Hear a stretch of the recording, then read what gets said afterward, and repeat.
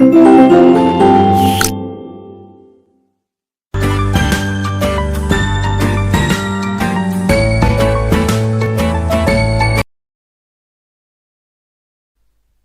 Good morning, सुप्रभात सभी प्यारे बच्चों। मैं विशाल शर्मा आप सभी का स्वागत करता हूं आपकी एसटी सोशल साइंस क्लास में। Today we study chapter number 4 atmosphere. आज हम ज्योग्राफी का चैप्टर नंबर 4, जिसे हम वायुमंडल के नाम से, एटमॉस्फेयर के नाम से भी जानते हैं, स्टडी करेंगे। We all know that earth is a unique planet due to the presence of life, यानी कि पृथ्वी एकमात्र प्लेनेट है जहां पर जीवन है।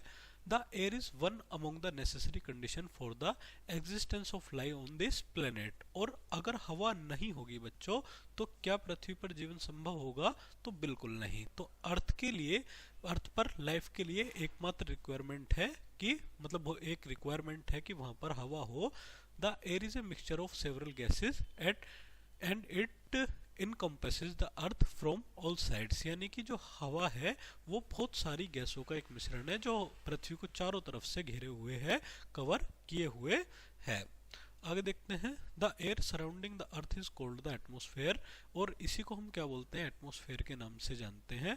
Atmosphere is the air surrounding the earth. The atmosphere is a mixture of different gases. जो atmosphere है वो डिफरेंट गैसेज का मिक्सचर है। It contains life giving gases like oxygen for humans and animal and carbon dioxide for plants. जो oxygen है वो humans के लिए और एनिमल्स के लिए जरूरी है, और जो आपका CO2 है वो प्लांट्स के लिए जरूरी है। It helps in stopping the ultraviolet rays.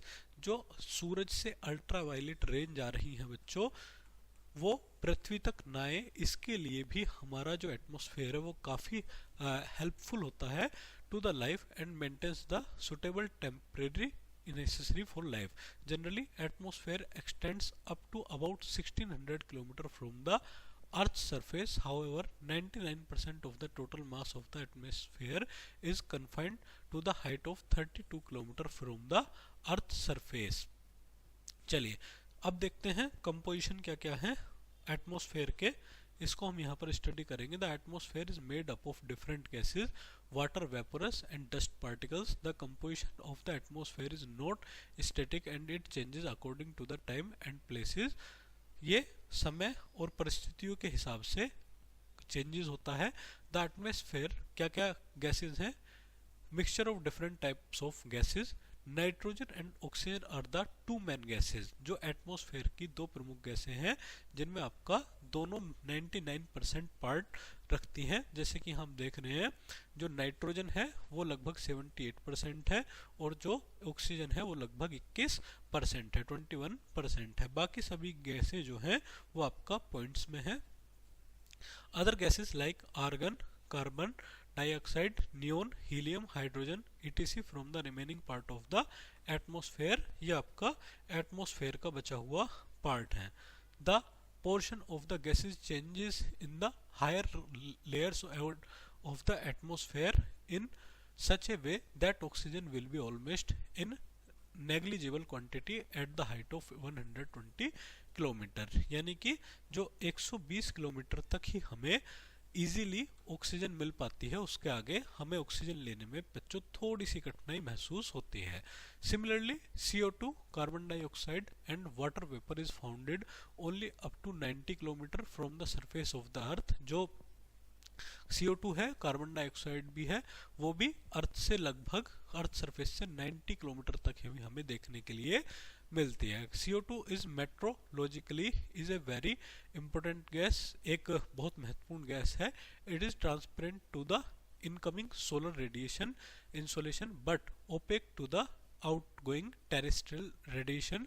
एक सूरज से आने वाली काफी रेडिएशन को रोकती है। It absorb a part of terrestrial radiation and reflects back some part of it towards to the earth surface. यानी कि एक काफी नुकसान इससे जो होगा आप हमें CO2 से जो हो सकता है वो ये है कि बहुत से रेडिएशन जो सूरज से आते हैं बच्चों, उनको ये अडॉप्ट करती है और वापस पृथ्वी तक भेज देती है। When the volume of other gases remains constant in the atmosphere, the volume of the carbon dioxide has been rising in the past few decades mainly because of the burning of fossil fuel। यानी कि जो ईंधनों का जलना है, जैसे bike के, गाड़ी के और इनके जो फ्यूजिल फ्यूल है, इनका जो ईंधन हम यूज करते हैं, उसके कारण इसकी मात्रा बढ़ी है और जिसका जो इफेक्ट हमें देखने के लिए मिल रहा है वो ग्लोबल वार्मिंग के रूप में हमें देखने के लिए मिल रहा है।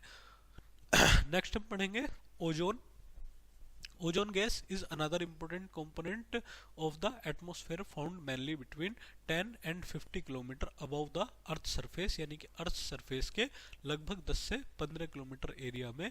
It acts as a filter and absorbs the ultraviolet rays radiating from the sun and prevents them from reaching the surface of the earth, यानी कि सूरज से आने वाली रेडिएशंस को, जिन्हें अल्ट्रावायलेट रेंज के नाम से हम जानते हैं, उन्हें ये आने से रोकती है।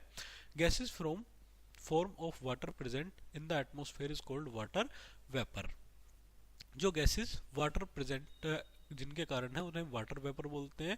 It is the source of all kinds of perception, ये सभी परसेप्शन का सोर्स होती हैं। The amount of water vapour decreases with altitude, altitude पर जाकर के वाटर वेपर घटने लगता है। It also decreases from the equator towards the poles.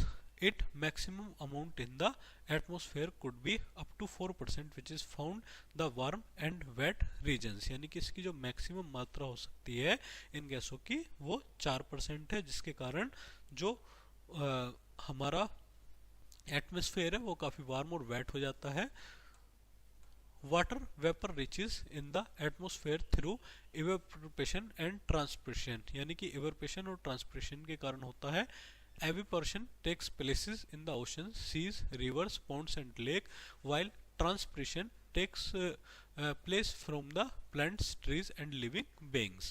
जो evaporation होता है वो ओशन, सीज और रिवर्स, पॉन्ड्स और लेक्स में के कारण होता है, जबकि takes place from planets, trees and living beings. Water vapour absorbs part of the incoming solar radiations, insolation जिसे हम बोलते हैं, जो सूरज से आने वाली रेडिएशंस है उनको एब्जॉर्ब करता है। And preserves the earth's radiated heat, और पृथ्वी की जो रेडिएटेड हीट है उसको एब्जॉर्ब कर लेता है, जिसके कारण पृथ्वी का जो टेम्परेचर है वो एक बैलेंस बनाकर रखता है, एक संतुलन बनाकर रखता है। आगे बढ़ते हैं बच्चों। Dust particles are generally found in the lower layers of the atmosphere, atmosphere की निचली परत में पाए जाते हैं। These particles are found in the form of sand, smoke, soot, oceanic salt, ash, pollen etc, यानी कि जो डस्ट पार्टिकल होंगे वो आपके सैंड यानी कि रेत में, स्मोक सूट में, राख ईटीसी के पार्ट होंगे। Higher concentration of dust particles is found in subtropical and temperate regions due to dry winds in comparison to equatorial and polar regions. जो पोलर रीजन्स पर जो दहन है उसके कारण ये इफेक्टेड होंगे। अब हम सबसे इंपॉर्टेंट टॉपिक इस चैप्टर का पढ़ेंगे, structure of the atmosphere. Structure हम देखते हैं किस प्रकार से एटमॉस्फेयर बना हुआ है। The thickness of the troposphere is greatest at the equator because heat is transported to great heights by strong conventional currents, यानी कि जो थिकनेस है ट्रोपोस्फेयर की वो कहाँ पर होगी बच्चों, वो लगभग पृथ्वी के बीच में होगी, और यहीं पर क्योंकि सूरज की जो किरणें हैं वो बिल्कुल सीधी पड़ती हैं बच्चों। आगे देखते हैं। Troposphere contains dust particles and water vapour. This is the most important layer of the atmosphere because all kinds of weather changes take places only in this layer. जितने भी मौसम चेंजेस होंगे वो इसी लेयर में चेंज होंगे। The air never remains static in this layer, therefore this layer called changing sphere और troposphere. इसमें कभी भी जो जलवायु है नहीं बदलती जनरली, इसलिए हम इसे चेंजिंग स्फीयर या ट्रोपोस्फेयर बोलते हैं। ये चार्ट आपके लिए बहुत महत्वपूर्ण है, इसे हम यहाँ पर स्टडी करेंगे। जो अर्थ के सबसे 10 किलोमीटर का एरिया होगा और उसके अलावा 50 किलोमीटर का एरिया होगा। सबसे नीचे का जो एरिया होगा बच्चों उसे हम बोलेंगे ट्रोपोस्फेयर।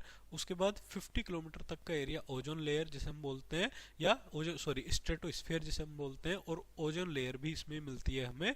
उसके बाद 85 किलोमीटर तक मेसोस्फेयर होगा, 600 किलोमीटर तक थर्मोस्फेयर होगा, और उससे ऊपर बहिर्मंडल या एक्सोफेयर जिसको हम बोलते हैं वो होगा। चलिए एक एक करके यहाँ पर हम स्टडी करेंगे, काफी महत्वपूर्ण चीजें हैं। सबसे पहले हम यहाँ पर स्टडी करेंगे स्ट्रेटोस्फेयर। माफी चाहता हूँ। The environmental temperature decreases with increasing height of the atmosphere, यानी कि एटमॉस्फेयर में जैसे जैसे हम ऊपर बढ़ेंगे जो टेम्परेचर है वो घटने लगेगा। It decreases at the rate of 1 degree Celsius for every 165 metre of height, यानी कि 165 मीटर चलने पर 1 डिग्री टेम्परेचर कम होगा, जिसे हम नॉर्मल लैप्स रेट बोलते हैं।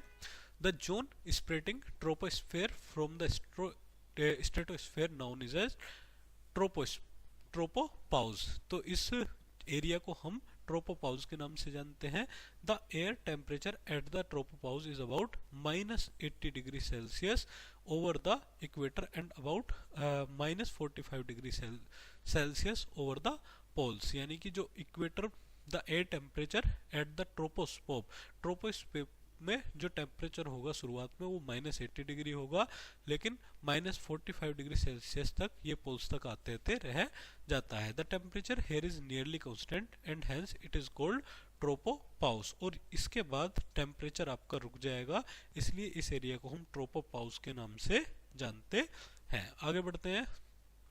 Stratosphere is found just about the troposphere. It extends about to a height of 50 kilometre, यानी कि लगभग 50 किलोमीटर तक का एरिया इसमें काउंट किया जाता है। The temperature remains almost the same in the lower part of this layer up the height of 20 kilometre. After this the temperature increases slowly with the increase in the height, लेकिन जैसे जैसे हम ऊपर बढ़ेंगे temperature बढ़ता शुरू हो जाएगा। The temperature increase due to the presence of ozone gas in the upper part of this layer. Weather related incidents do not take place in this layer. The air blow horizontally here, जो air होगी वो horizontally होगी, therefore this layer is considered ideal for flying of aircraft। इसलिए इस area में हम बड़ी आसानी से एयरक्राफ्ट उड़ा सकते हैं। The upper limit of the stratosphere is known as stratopause। इसकी जो ऊपरी लिमिट है उसे हम stratopause के नाम से जानते हैं। One important features of stratosphere is that contains a layer of ozone gas। यहाँ पर हमें ओजोन गैस की लेयर स्ट्रेटोस्फेयर में देखने के लिए मिलेगी। The relative thickness of the ozone layer is measured in Dobson unit। Dobson इकाई के रूप में हम मापते हैं इसको। आगे बढ़ते हैं। It is mainly found in the lower portion of the stratosphere from approximately 20 to 30 kilometre above the earth surface. यह लगभग 20 से 30 किलोमीटर अर्थ सरफेस का होगा। हाई कंसंट्रेशन ऑफ O3, यानी कि ओजोन का हाई कंसंट्रेशन यहाँ पर होगा। Parts of the atmosphere, it is the region of the stratosphere that absorbs most of the sun's ultraviolet radiation, यानी कि अल्ट्रावायलेट रेडिएशंस का क्या होगा, एरिया होगा। नेक्स्ट हम देखते हैं mesosphere. Mesosphere it is the third layer of the atmosphere spreading over the stratosphere. It extends up to height of 80 kilometre, 80 kilometre तक की हाइट का एरिया होगा। इन दिस लेयर, इस लेयर में the temperature starts decreasing with increasing altitude and reach up to -100 degree Celsius at the height of 80 kilometre, यानी कि अर्थ से 80 kilometre के आसपास जाने पर जो टेम्परेचर है वो -100 सेल्सियस हो जाएगा। मीटर्स और falling stars occurring in this layer, यानी कि तारों का टूटना जो होता है वो इसी लेयर में होगा बच्चों।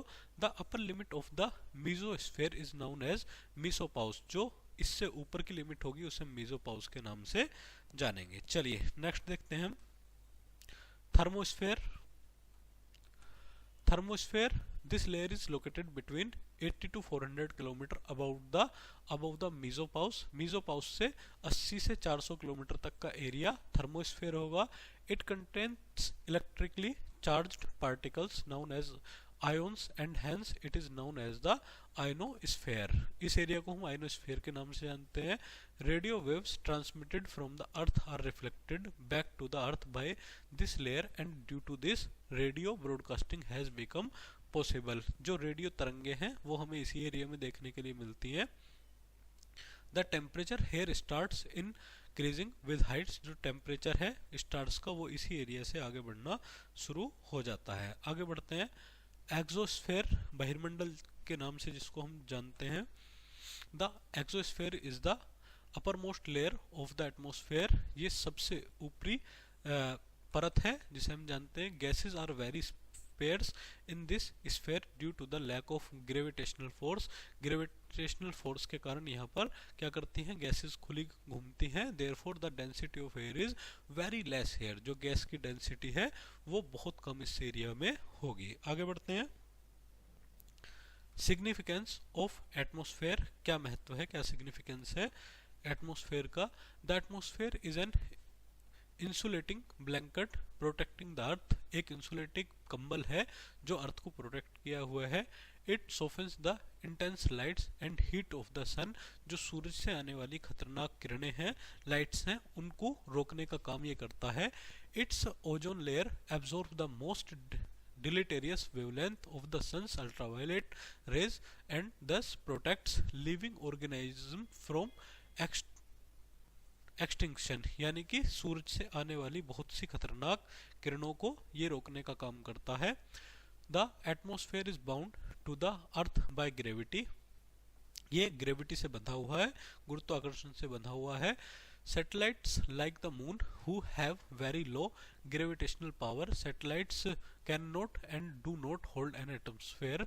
अगर एटमोस्फेयर ना हो तो सैटेलाइट्स भी हम बहुत अच्छे से यूज नहीं कर पाएंगे बच्चों। The earth presents a hospitable environment for life almost solely because of its atmosphere. जो अर्थ है वो एक इन्वायरमेंट आपको प्रोवाइड करता है, एक अनुकूल जीवन जीने के लिए। Many plants reproduce by pollen carried by winds. बहुत से जो प्लांट्स हैं वो रिप्रोड्यूस हो जाते हैं हवा के कारण। Birds can fly only because of the air. पक्षी उड़ते हैं केवल और केवल हवा के कारण। And the water cycle of the earth is maintained through the atmosphere. जो वाटर साइकिल है वो भी किसके कारण होती है बच्चों, हवा के कारण ही संभव होती है। The atmosphere diffuses sunlight as well giving blue skies and the reds pinks orange and purples of sunrise and sunset. जो एटमोस्फेयर होगा वो डिफ्यूज होगा सनलाइट को। जो सनलाइट है वो आपका ब्लू चमकेगी, पिंक चमकेंगी, ऑरेंजेस चमकेंगी, वो भी एटमोस्फेयर के कारण ही होगा। चलिए बच्चों आज की क्लास हम यहीं रोकते हैं, मिलते हैं जल्द ही नई क्लास में। तब तक के लिए थैंक यू वेरी मच।